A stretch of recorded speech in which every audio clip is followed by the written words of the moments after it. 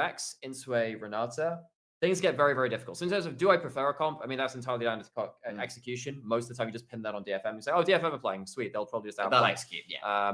But I really like what has been put on the table from both teams. So I'm going to completely water it down, your question, and be like, yo.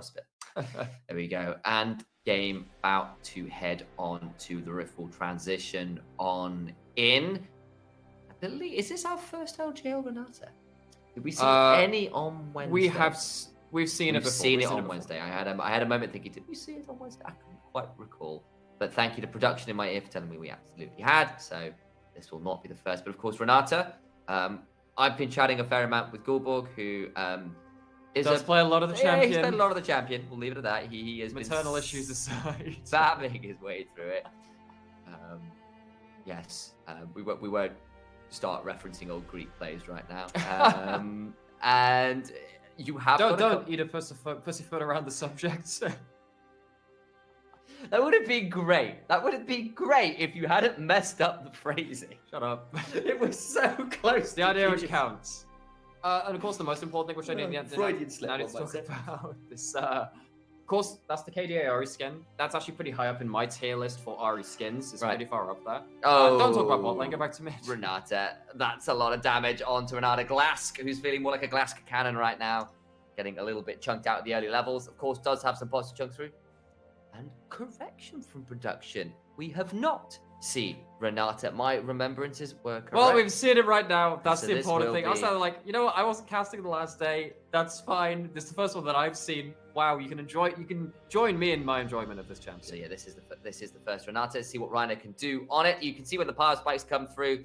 Relatively even mid-game spiking there for HAWKS, but then of course towards the later stages, Trendemir becomes an absolute disaster to deal with. Kai'Sa be able to blow somebody up with a Q. You can see where the options are. Just a lot of good go buttons from DF and a lot of ways to play the map out. I mean, that graph says certain things which I just completely disagree with. It's interesting. Because you can fight very early in a 2v2 or 3v3 setting in the bot lane. I think that mid lane also has options. Look, they're looking at that option right now.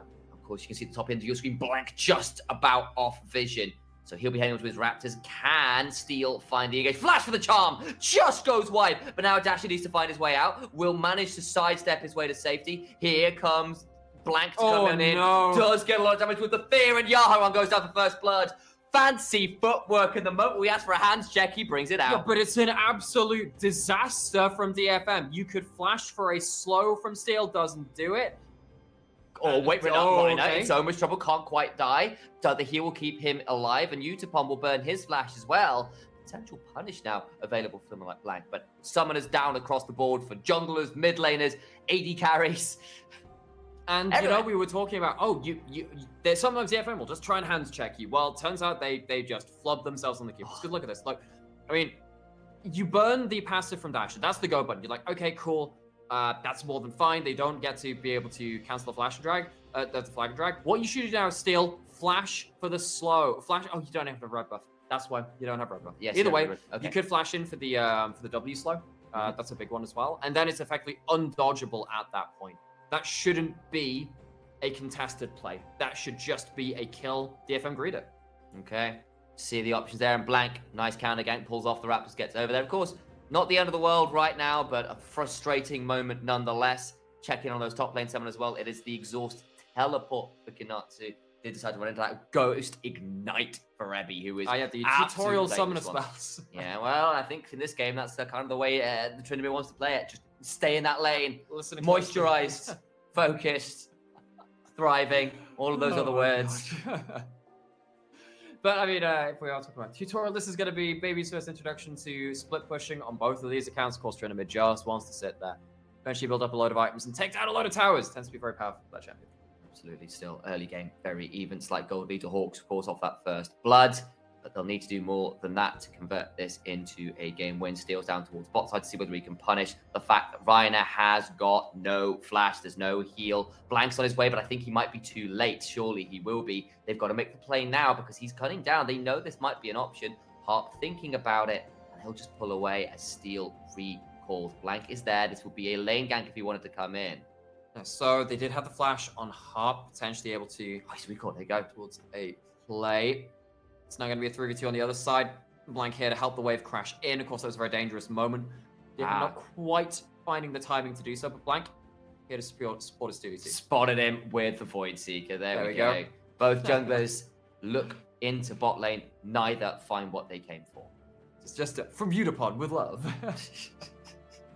So, okay, looking back out towards the wider map, now we see that DFM, they had the options to play early. They played towards that mid jungle. They kind of messed it up. They tried to do the same in the 2v2, couldn't find an opening there. So now the Hawks outlasting a little bit of one of the strong points of the game here. Is level 6. Ebby's thrown down the rage. Kinatsu. Gonna go spinning forwards. Kinati's been ignited. There's the exhaust, but it's too little. It's too late. Ebby's final tick of the burn will bring him down. They tried him mid, tried him bot, actually find their advantages in the top lane, and Kinatsu just doesn't find the XP he needs. Just doesn't find it. It's flat out misses on the XP check and gets punished for it. When in doubt, play towards the oldest synergy on the camera. So that was an interesting hitbox. Of course, the turnaround will be there with the flame chompers, but not too much more to get right home about. And I'll be backing out that. The ignite came through from Heart there. Interestingly, thought we might be able to get a bit more out of it, but weren't quite able to. Now, maybe you can think about just seeing whether there's a scuttle crab to start up there, because just Yaharon and Steel just looking to combine together to see whether there was something available. Wasn't really. Take that one and leave it as is. Go back to about even. That's pretty much all she wrote home about right now. Hawks, though, are managing to hold on for now. So, let's think about what this means going further forwards, though, because DFM are looking for certain advantages to play around side lanes. Now, having Trinity with an advantage is very dangerous for the Hawks. We'll see what happens with the CS and how that kind of ends up evening up.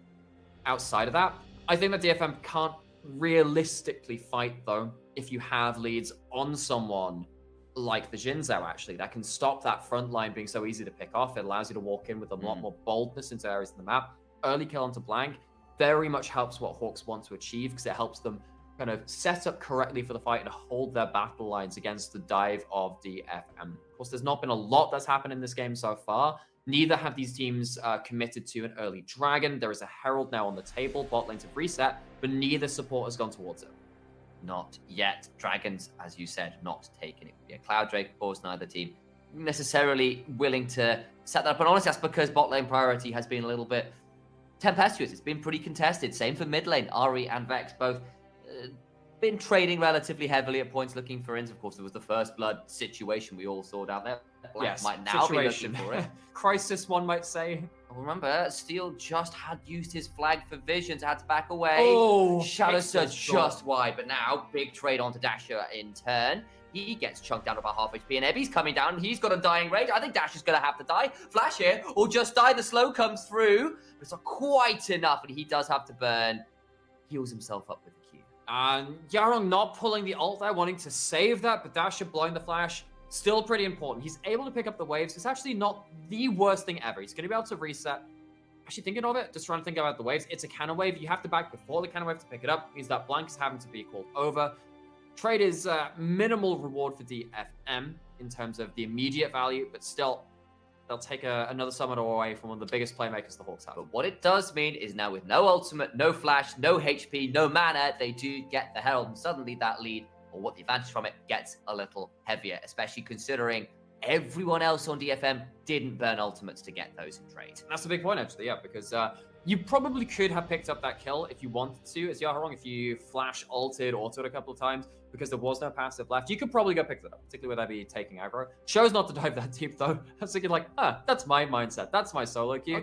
I've seen this happen in my solo queue, too. Kinatsu just getting wailed on. He's nearly got exhausted, but I think it might be too late. He doesn't have anything resembling a flash. There's a cataclysm. Won't be able to go over the wall. An undying range means that the needlework won't bring the barbarian down. Just a nice acupuncture session. This has been the go-to for DFM for years. It is, when in doubt, gank Ebby, see what happens. Steel and Ebby, actually in some of the best forms that I've seen regionally for them for such a long time. Now, we know that these two popped off internationally. We know that they had a good showing at the World Championship. But to see them so confidently come into the next split and potentially build on that success is huge for this team.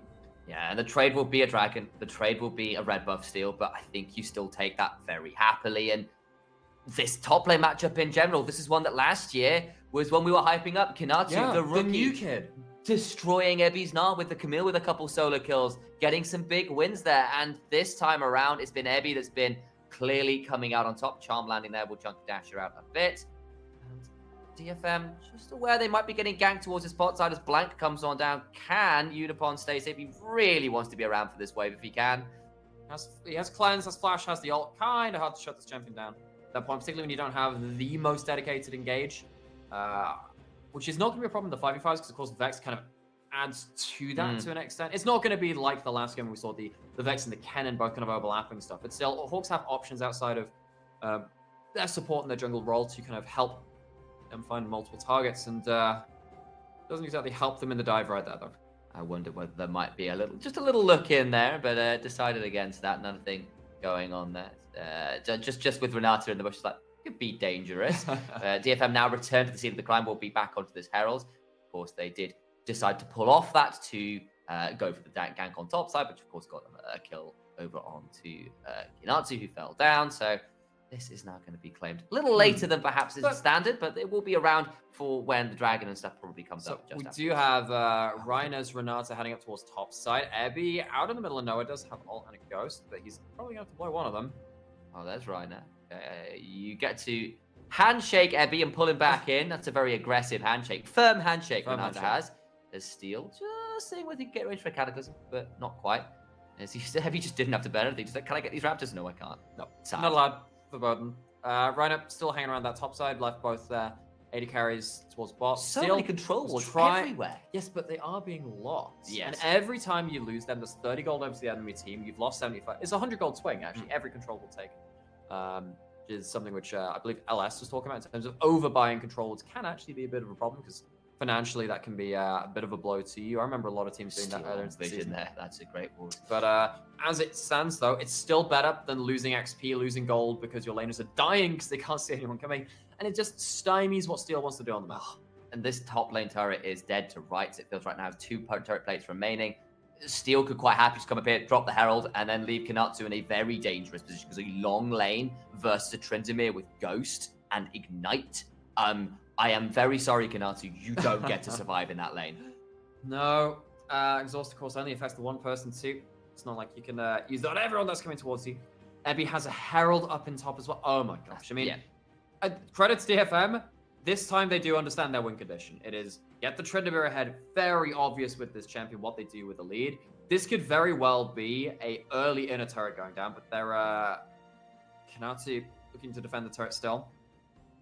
Slashing, spinning, slash away. Get that. The order of those words, right? Slashing, spin. Slashing, spin. That maybe in about 10 years when they're running out of ability names, that could be an option. But no, not quite yet. It's opposite day. What do you mean Tryndamere does exactly the same thing? He's just so happy he can't die. Yeah. Oh god. Maybe he just like what would happen with the scream though? What would happen with the shout? It's just like Pharrell Williams. Oh no, it's not mocking shout anymore. Happy. It's not mocking shout anymore. He's just like, oh my god, I think you're so cool, and you get so embarrassed from the compliment that you drop your attack speed. Could that just be like the bro laugh equivalent, but bro? But for Tryndamere? I love your gains, bro. I love you, bro. Bro, positivity in this town. Chug your water. Be hydrated. Gym rat Tryndamere. All right, Dasher might need to do some dashing, as he will ever. I love you, bro. Mockingly shouted and saying, "Dasher, I love you, bro." Gale forces there. Oh my god, he's so much dead. Does of course have Undying Rage. Blank now getting jumped on. Depth charges there. Will get over just about. Audacious charge into auto attack. Get over the wall. I'll get you next time, bro.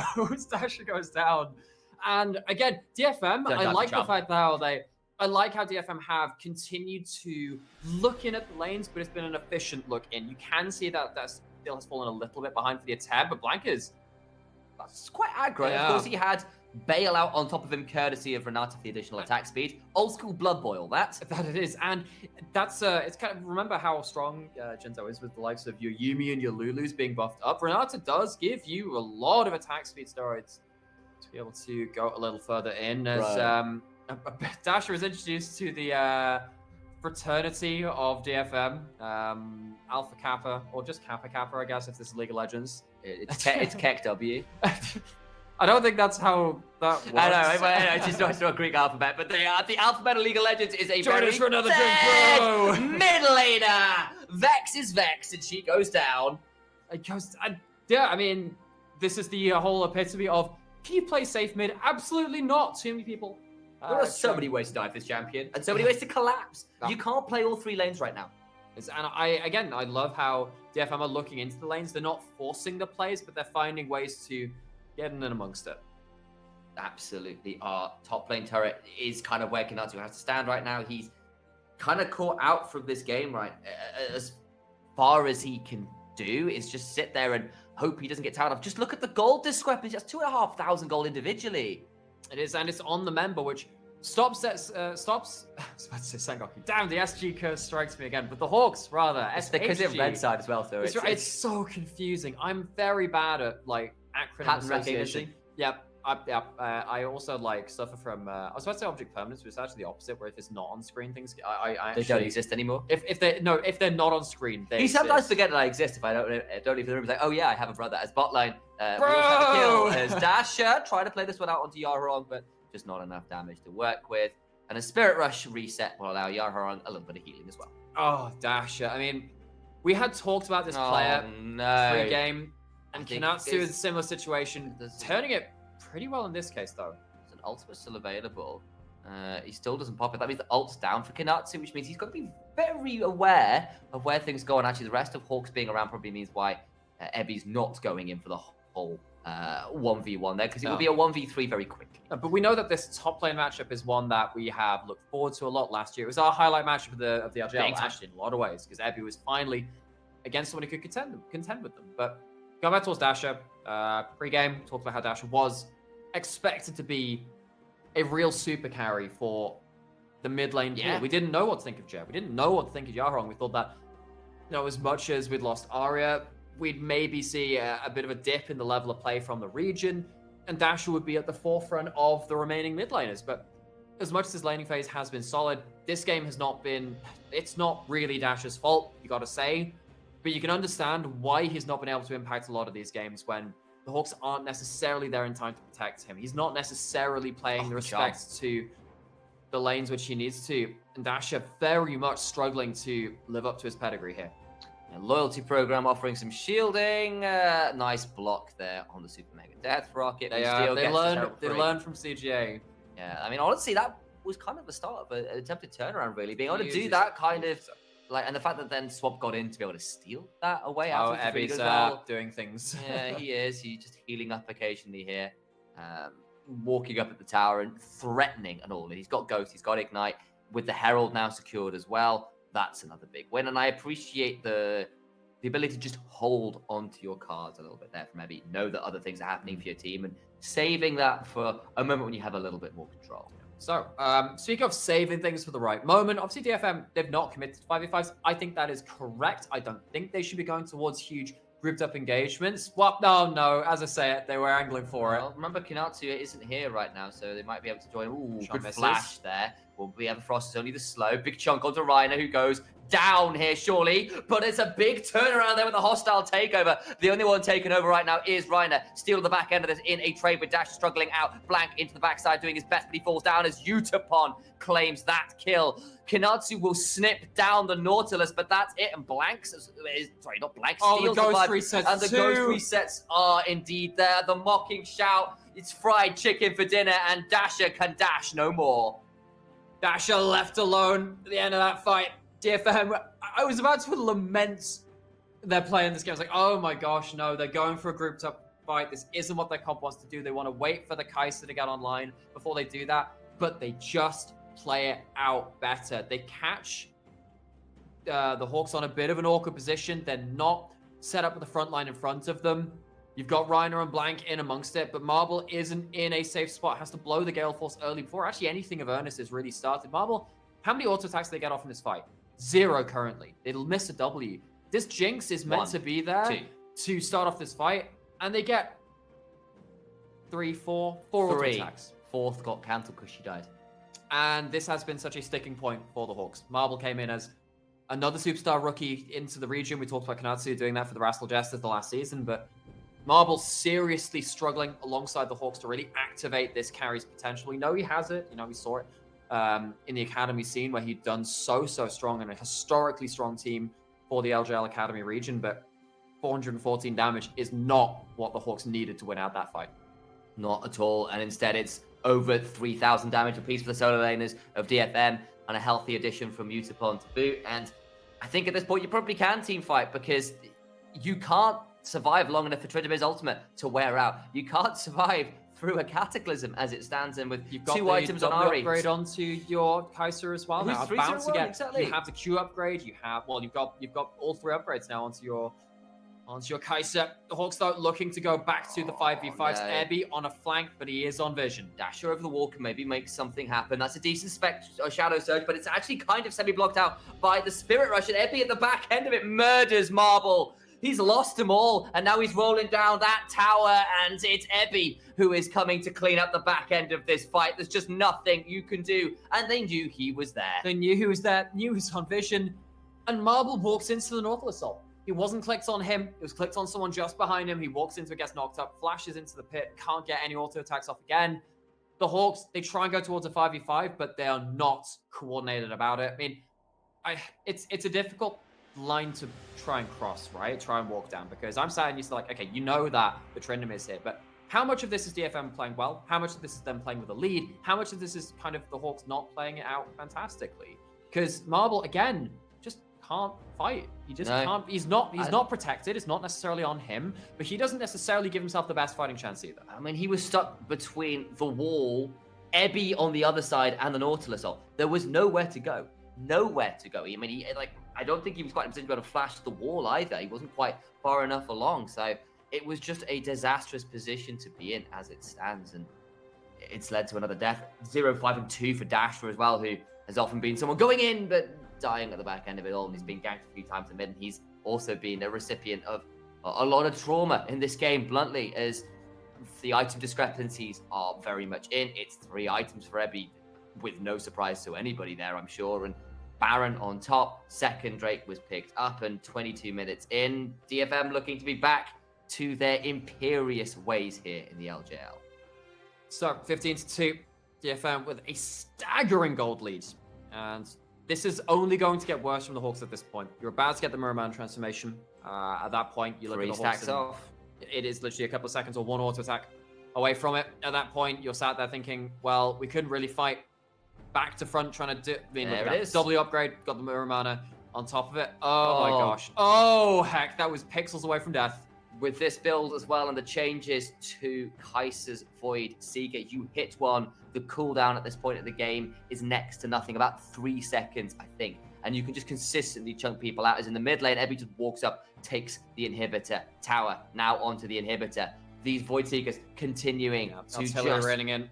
Start coming through. It's long-range artillery, sniper shots from out of vision. There goes Steel, Cataclysm onto Dasher in the back end. Blank goes in, does get off the Crescent Guard, but it's a hostile takeover that doesn't really take over much more than a local cafe. And it's going to be all over but for the weeping. Another kill for Utapon. Nexus turrets remain, and Hawks, you've got to play this one down. Your mid laner, down so many players. As the Acathian rain brings down the pain. And of course, it's Nexus towers. Of course, you've got members alive, but I don't think for much longer. I don't think that the Hawks have anything to say. Their wings are click, and Detonation focus the whole enemy team, and they'll move to 12-1. Going to do it with a little bit of fanfare, get themselves a shutdown onto the Trinidad. Nexus falls, DFM took a loss to Rascal Jesters, not reprising that against the Hawks, moving up to 12-1.